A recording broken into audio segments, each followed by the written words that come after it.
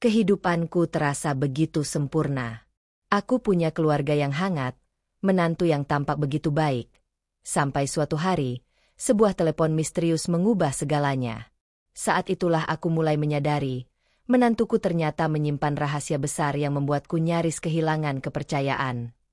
Sebelum cerita dimulai, silakan tulis di kolom komentar dari daerah mana saja teman-teman yang menonton cerita ini. Jangan lupa like dan subscribe. Semoga teman-teman sehat selalu dan dilancarkan rezekinya. Namaku Ratna, seorang ibu paruh baya berusia 45 tahun. Hidupku selama ini terasa cukup sederhana, tetapi penuh rasa syukur. Aku dan suamiku, Pak Dharma, tinggal di sebuah perumahan kelas menengah di pinggiran kota. Rumah kecil kami sudah cukup nyaman.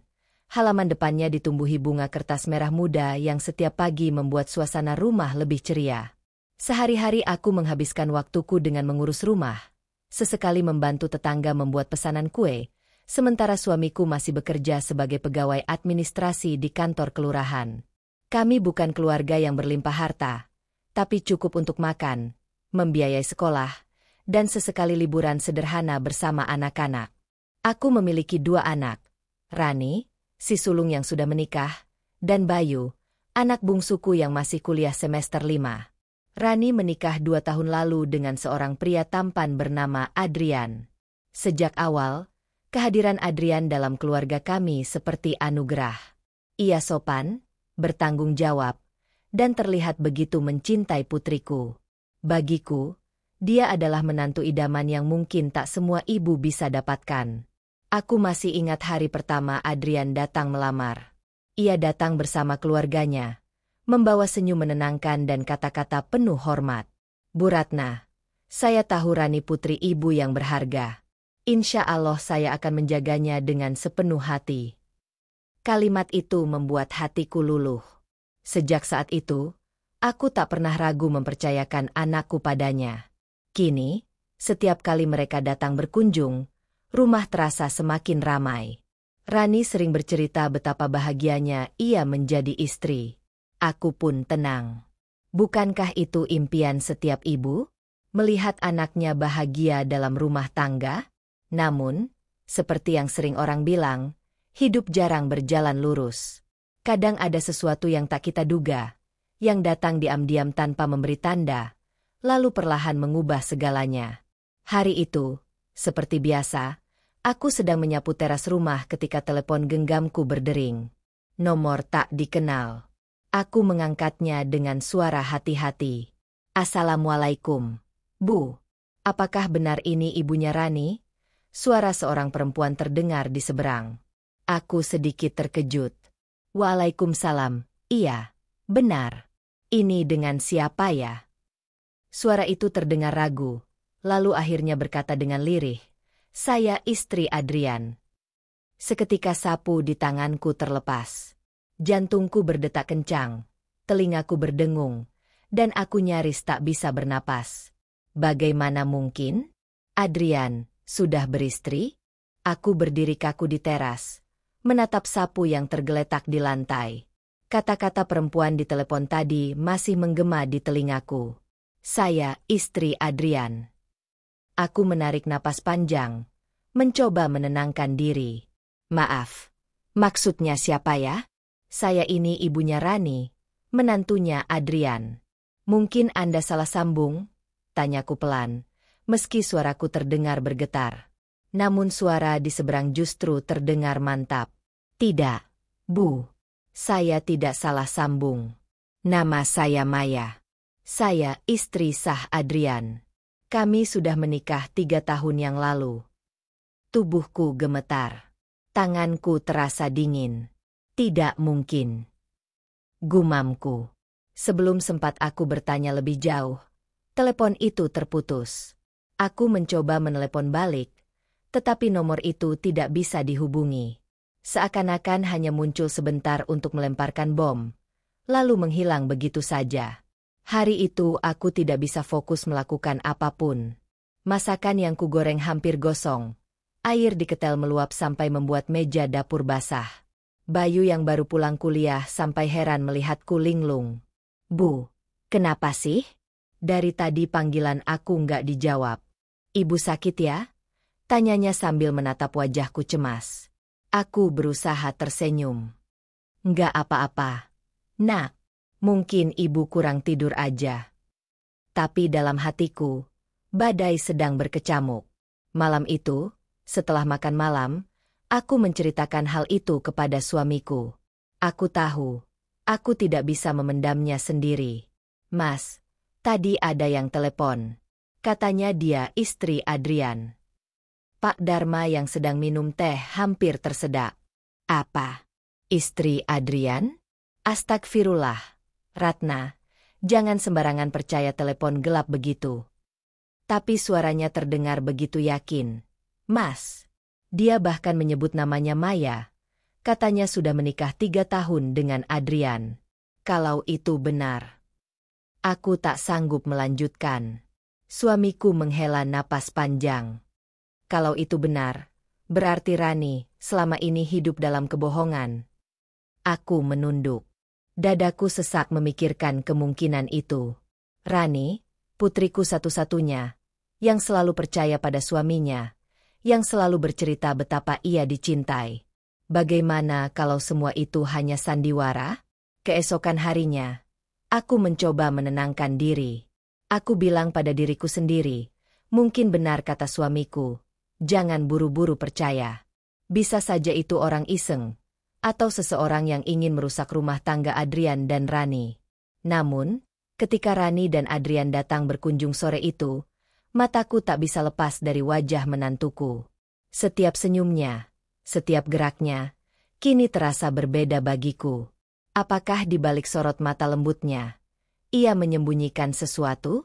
Aku mencoba bersikap biasa, namun Rani seakan bisa merasakan ada yang aneh. Bu, ibu kenapa? Dari tadi kok melamun terus? Aku tersenyum kaku. Nggak apa-apa. Enduk. Ibu cuma capek aja. Namun mataku diam-diam mengamati Adrian. Dan entah kenapa, kali ini aku benar-benar memperhatikan sesuatu yang selama ini kupikir sepele. Setiap kali ia menerima telepon, ia akan keluar rumah, seolah tak ingin ada yang mendengar. Dulu aku tidak pernah mempermasalahkan itu.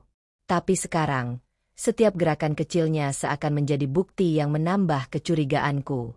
Di tengah percakapan kami, telepon genggam Adrian berdering. Wajahnya berubah cepat, lalu ia berdiri sambil berkata singkat.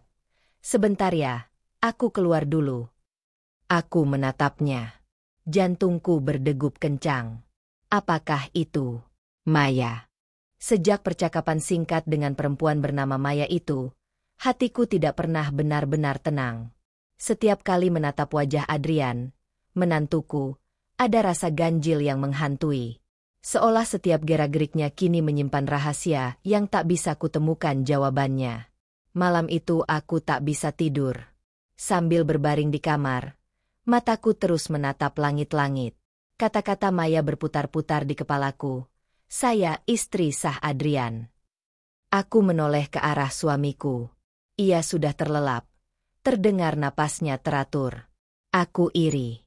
Kenapa ia bisa setenang itu? Sedangkan aku, dihantui pertanyaan yang tak ada habisnya.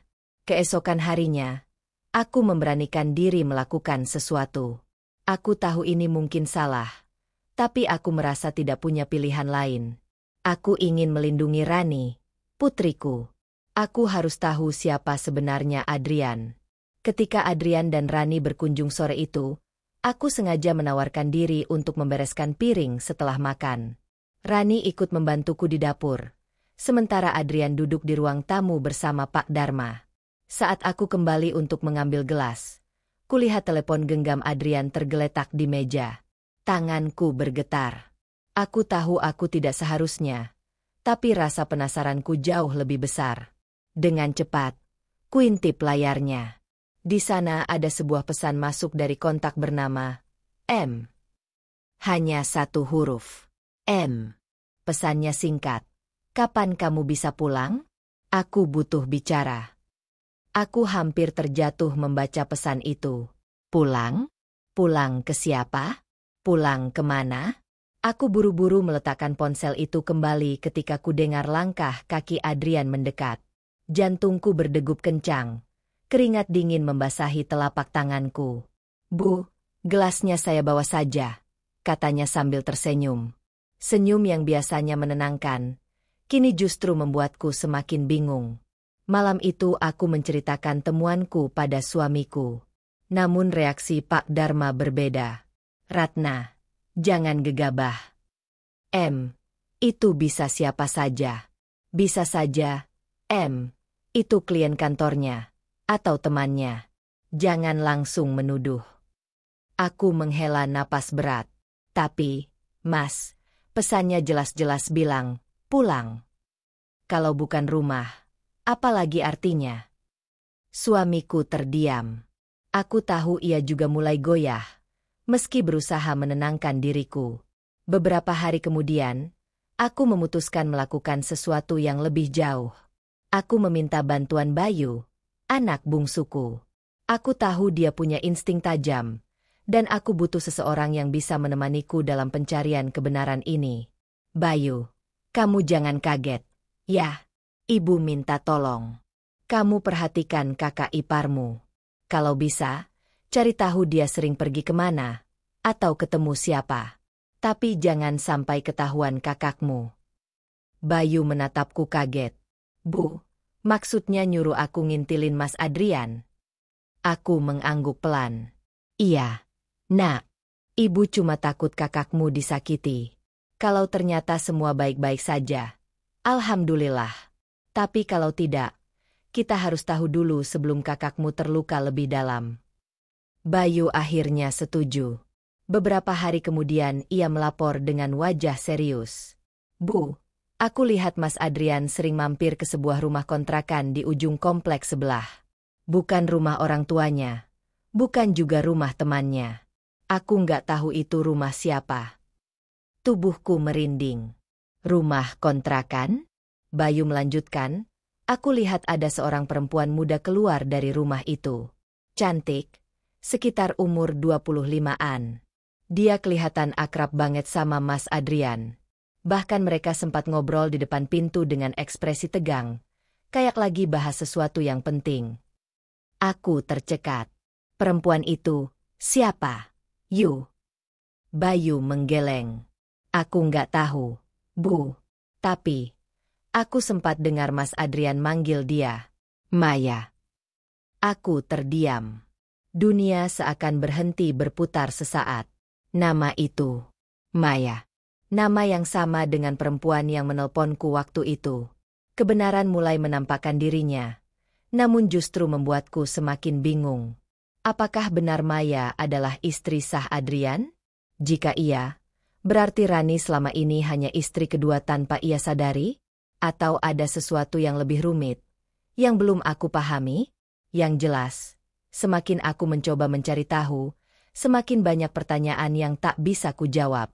Dan setiap pertanyaan itu, semakin menusuk hatiku dalam-dalam. Sejak Bayu menyebut nama itu, Maya, hatiku benar-benar tak tenang. Setiap kali menatap wajah Rani, aku merasa seperti menyimpan bom waktu yang bisa meledak kapan saja. Bagaimana jika benar menantuku sudah beristri? Bagaimana jika putriku hanya menjadi korban kebohongan besar? Namun di sisi lain, aku juga takut. Takut jika kebenaran ini benar-benar menghancurkan rumah tangga Rani. Hari-hari berikutnya aku mencoba menggali informasi lebih jauh. Aku mulai memperhatikan setiap detail kecil dalam interaksi Adrian dengan keluargaku. Sesuatu yang dulu terasa biasa, kini tampak mencurigakan. Contohnya, setiap kali Adrian menerima telepon, ia selalu menjauh. Pernah sekali, aku sengaja mendekat ketika ia berbicara di teras. Dari celah jendela, aku mendengar suara lirihnya. "Iya, sabar ya. Aku usahakan minggu depan." Aku langsung menahan napas. Minggu depan? Usahakan apa? Namun sebelum aku bisa mendengar lebih jelas, ia sudah berbalik dan masuk rumah, seolah tahu ada yang mengawasinya. Aku semakin yakin ada yang disembunyikannya.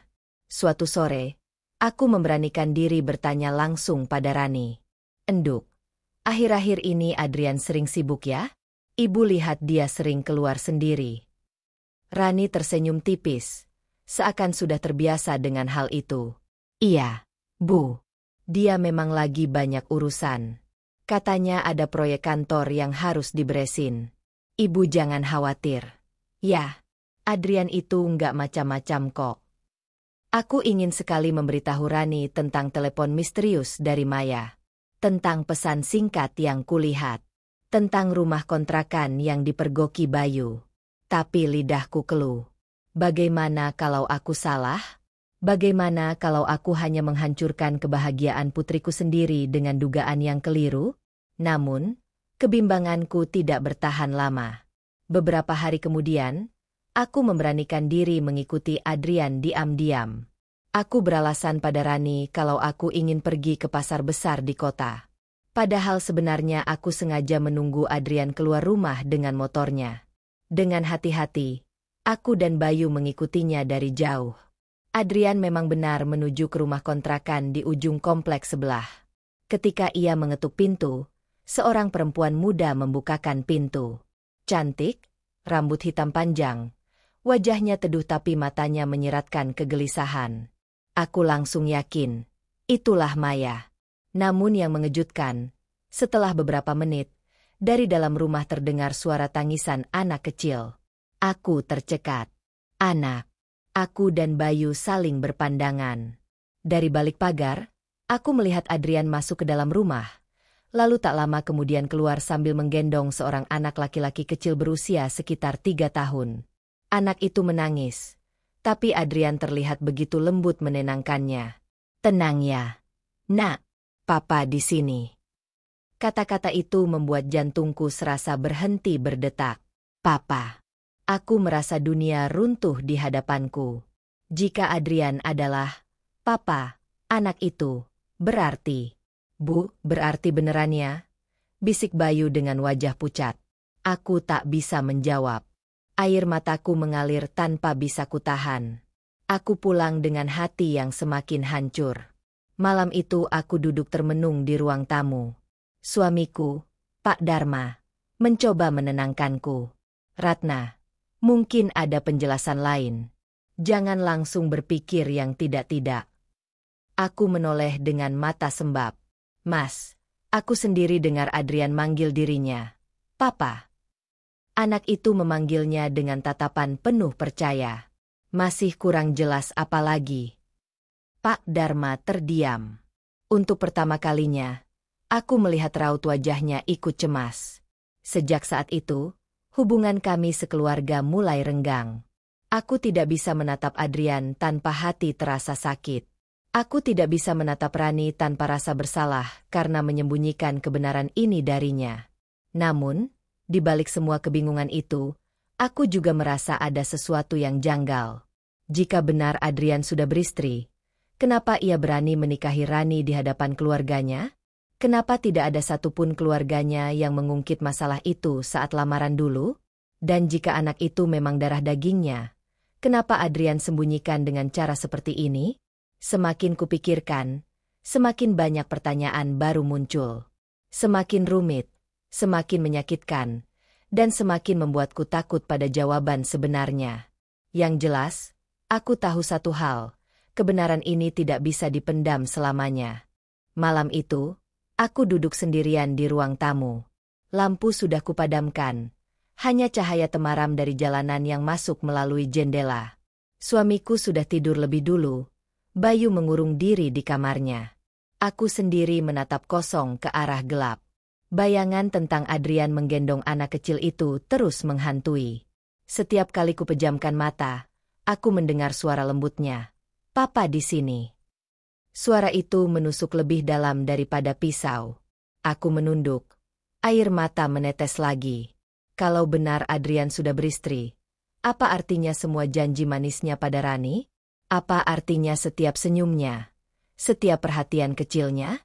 Apakah semua itu hanya topeng? Dadaku sesak. Lebih sakit lagi. Aku merasa menjadi ibu yang gagal. Aku yang seharusnya melindungi putriku, justru membiarkannya hidup dalam kebohongan. Keesokan paginya, Ketika Rani datang berkunjung, aku hampir tak sanggup menatap wajahnya. Putriku yang polos itu duduk di sampingku sambil bercerita betapa Adrian sangat perhatian akhir-akhir ini. Bu, Adrian itu ya, meskipun sibuk, dia selalu sempatin beliin aku makanan kesukaan. Kadang dia pulang larut, tapi tetap bawain aku roti coklat dari toko dekat kantornya. Aku bersyukur banget. Bu, aku hanya bisa tersenyum hambar. Di satu sisi aku ingin menghentikan ceritanya, berteriak bahwa semua itu mungkin hanya kamuflase. Tapi di sisi lain, aku tak tega merusak kebahagiaan yang begitu jelas terpancar dari wajahnya. Hatiku terasa terkoyak. Setelah Rani pulang, aku masuk ke kamar dan menangis dalam diam. Aku merasa berada di jalan buntu. Kalau aku menceritakan semua pada Rani, rumah tangganya bisa runtuh. Tapi kalau aku diam saja, aku merasa seperti berkhianat pada darah dagingku sendiri. Hari-hari berikutnya aku semakin murung. Bayu beberapa kali mencoba menenangkanku. Bu, jangan dipikirin terus. Mungkin ada penjelasan lain. Bisa aja itu bukan anak Mas Adrian, meskipun dia manggil, Papa. Anak kecil kan kadang suka salah panggil. Aku menoleh dengan mata sembab. Bayu, kamu sendiri dengar namanya. Maya. Nama yang sama dengan perempuan yang nelpon ibu waktu itu. Apa itu kebetulan? Bayu terdiam. Semakin hari, aku merasa tubuhku pun ikut melemah. Nafsu makan berkurang. Tidur tak pernah nyenyak. Bahkan suamiku mulai khawatir. Ratna, kamu jangan sampai sakit. Kalau kamu jatuh, siapa yang akan menguatkan anak-anak nanti? Katanya suatu malam sambil menggenggam tanganku. Aku menunduk. Mas, aku takut. Aku takut kebenaran ini bakal menghancurkan Rani. Aku nggak sanggup lihat dia terluka. Suamiku menarik napas panjang. Kadang luka sementara lebih baik daripada hidup dalam kebohongan selamanya. Kata-kata itu menamparku. Tapi aku belum punya keberanian. Aku merasa seperti terjebak di antara dua pilihan yang sama-sama menyakitkan. Malam berikutnya, aku bermimpi. Dalam mimpiku, Rani menangis di hadapanku sambil berkata, Bu, kenapa ibu nggak bilang dari awal? Kenapa ibu biarkan aku hidup dalam kebohongan? Aku terbangun dengan keringat dingin. Jantungku berdegup tak karuan. Mimpi itu begitu nyata. Seakan menjadi bayangan dari masa depan yang akan terjadi jika aku terus berdiam diri. Aku merasa benar-benar lelah. Untuk pertama kalinya sejak semua ini dimulai, aku ingin menyerah. Aku ingin pura-pura tidak tahu. Tapi suara hatiku menolak. Ada sesuatu yang berbisik lirih dalam benakku. Kamu belum tahu semuanya, Ratna. Jangan berhenti sampai di sini. Dan entah kenapa, bisikan itu membuatku kembali berdiri di persimpangan. Aku tahu aku harus memilih, terus menggali meskipun menyakitkan, atau berhenti dan membiarkan kebenaran terkubur selamanya.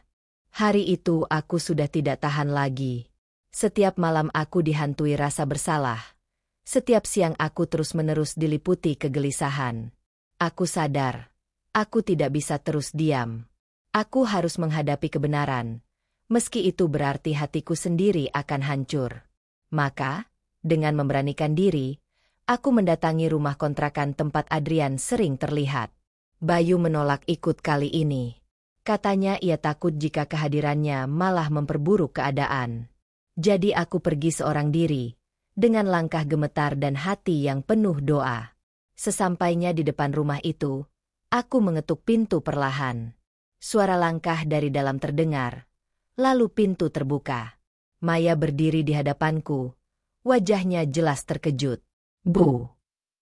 Suaranya lirih. Nyaris bergetar. Aku menatapnya dalam-dalam. Kamu Maya? Tanyaku. Ia mengangguk pelan. Matanya sudah berkaca-kaca. Sebelum aku sempat bicara lebih jauh, suara anak kecil terdengar dari dalam. Mama. Papa udah datang belum? Tubuhku kaku mendengarnya. Dan tepat saat itu, Adrian muncul dari balik pintu. Wajahnya pucat melihatku berdiri di sana. Bu. Katanya lirih, seolah lidahnya keluh. Air mataku jatuh. Adrian, tolong jawab jujur. Siapa Maya? Siapa anak itu? Apa maksud semua ini? Suasana hening beberapa saat. Hanya suara anak kecil yang kembali terdengar, memanggil-manggil ibunya. Maya menggenggam tangan Adrian, lalu menghela napas panjang. Bu, sebenarnya kami sudah lama ingin bicara. Tapi Adrian terus menunda. Ia takut. Takut apa? Suaraku bergetar. Adrian akhirnya bersuara, dengan wajah penuh penyesalan. Bu, Maya bukan istri saya. Dia kakak sepupu saya. Anak kecil itu bukan anak saya. Dia anak kakaknya Maya yang meninggal karena kecelakaan 2 tahun lalu. Sejak itu, Maya yang merawatnya sendirian. Saya hanya membantu mereka. Aku terpaku. Tapi, waktu itu aku dengar kamu bilang, Papa di sini. Adrian menunduk. Itu kebiasaan. Anak itu kehilangan ayah sejak kecil. Kadang dia bingung. Kadang dia memanggilku Papa. Saya tidak tega membiarkannya menangis. Jadi saya mencoba menenangkannya dengan cara itu. Bukan karena saya benar-benar ayahnya. Aku merasa dadaku sesak. Antara lega, bingung, dan tak percaya. Lalu, kenapa kamu sembunyikan semua ini dari Rani? Air mata Adrian jatuh. Karena saya takut. Bu, saya takut Rani salah paham. Saya takut ibu dan bapak juga salah menilai saya. Padahal niat saya hanya ingin membantu Maya dan anak itu. Saya tidak punya hubungan apa-apa dengan Maya, selain sebagai keluarga jauh yang butuh pertolongan. Aku menutup mulutku, tubuhku gemetar. Perasaan yang selama ini menekan dadaku perlahan runtuh. Semua kecurigaan, semua prasangka, ternyata hanya bayangan gelap yang kubesar-besarkan dalam kepalaku. Air mataku jatuh semakin deras. Aku menangis bukan karena sedih, tapi karena rasa lega yang luar biasa. Maya pun ikut menangis. Bu, saya minta maaf kalau telepon saya waktu itu membuat ibu salah paham. Saya cuma ingin jujur. Saya butuh bantuan, tapi saya tidak tahu harus bagaimana.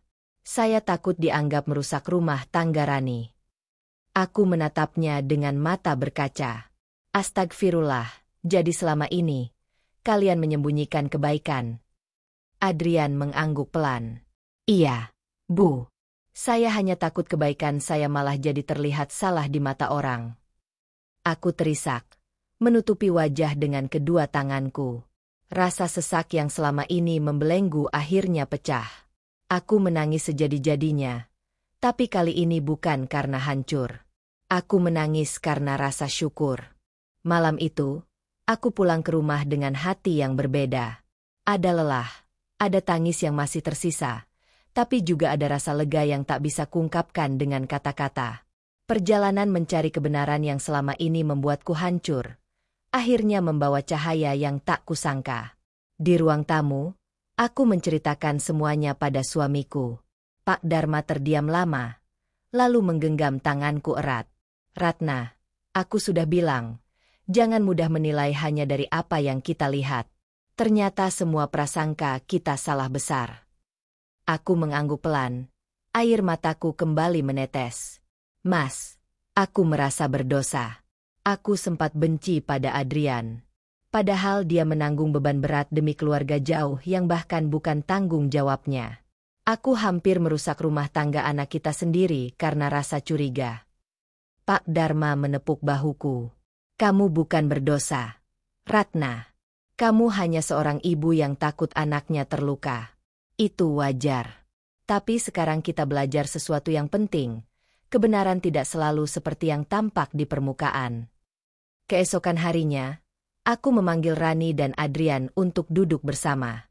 Aku ingin semuanya dibicarakan dengan jujur, tanpa lagi ada rahasia. Rani, nak, kataku pelan sambil menatap mata putriku. Selama ini ibu menyimpan sesuatu darimu. Ibu curiga pada Adrian, bahkan hampir percaya kalau dia mengkhianatimu. Tapi ternyata, kecurigaan itu salah. Rani menatapku bingung, sementara Adrian menunduk dengan wajah penuh penyesalan. Adrian, lanjutku, tolong kamu yang jelaskan pada Rani. Dia berhak tahu semuanya. Adrian menarik napas panjang, lalu menceritakan seluruh kebenaran pada istrinya. Tentang Maya, sepupunya, dan anak kecil yatim piatu yang dirawatnya. Tentang ketakutannya untuk jujur karena khawatir akan salah paham. Tentang pilihannya memikul beban sendirian demi melindungi orang lain. Rani terdiam lama setelah mendengar semua itu. Air matanya mengalir pelan. Lalu ia menggenggam tangan suaminya erat. Kenapa kamu tidak cerita dari awal? Aku istrimu, Adrian. Aku ingin jadi tempat kamu berbagi, bukan malah kamu simpan sendiri. Adrian menunduk. Suaranya bergetar. Aku takut kamu salah paham. Rani, aku takut kamu meninggalkan aku. Rani tersenyum di balik air matanya. Justru sekarang aku makin yakin. Kamu bukan hanya suami yang baik, tapi juga lelaki yang berhati mulia. Aku bangga padamu. Aku tak kuasa menahan tangis haru. Pandanganku kabur oleh air mata. Tapi hatiku penuh syukur. Inilah momen yang selama ini kutakutkan akan berakhir dengan kehancuran. Tapi ternyata berbalik menjadi sumber kekuatan baru. Hari-hari berikutnya, keluarga kami semakin akrab dengan Maya dan anak kecil itu. Namanya Arga. Anak itu polos, lincah, dan cepat dekat dengan semua orang. Ia memanggilku, Nenek, dengan polos. Dan setiap kali ia berlari memelukku, aku merasa seolah Allah memberiku cucu tambahan. Aku melihat Rani juga ikut menyayangi Arga. Bahkan sering mengajaknya bermain dan membelikan mainan kecil. Tidak ada cemburu, tidak ada sakit hati, hanya kasih sayang yang tulus. Kini aku mengerti. Selama ini aku hampir tenggelam dalam prasangka dan ketakutan. Aku hampir membiarkan rasa curiga menghancurkan kebahagiaan putriku. Tapi Allah menunjukkan jalan, bahwa cinta keluarga sejati kadang hadir dalam bentuk pengorbanan yang tak terlihat. Kilauan hikmah yang kupetik dari perjalanan ini. Jangan pernah menilai seseorang hanya dari apa yang tampak di permukaan. Bisa jadi, yang kita kira keburukan justru adalah pengorbanan besar yang tak pernah terlihat. Komunikasi dalam keluarga adalah kunci. Banyak luka terjadi bukan karena kebohongan, tapi karena ketakutan untuk berkata jujur. Kasih sayang tidak selalu lahir dari hubungan darah. Terkadang Allah menghadirkan anak-anak titipan lain untuk kita sayangi, agar hati kita semakin luas. Rasa curiga bisa membutakan hati, tetapi kejujuran dan cinta akan selalu membawa cahaya. Kini, aku tak lagi melihat Adrian dengan curiga. Aku melihatnya sebagai seorang menantu yang benar-benar berhati mulia. Dan aku bersyukur, Allah mempertemukannya dengan putriku, Rani. Perjalanan ini mengajarkanku untuk selalu percaya bahwa di balik setiap misteri hidup, ada hikmah yang ingin Allah titipkan. Dan aku hanya seorang ibu yang akhirnya belajar bahwa cinta keluarga bukan tentang tidak pernah ada rahasia, tetapi tentang bagaimana kita saling menguatkan ketika kebenaran terungkap.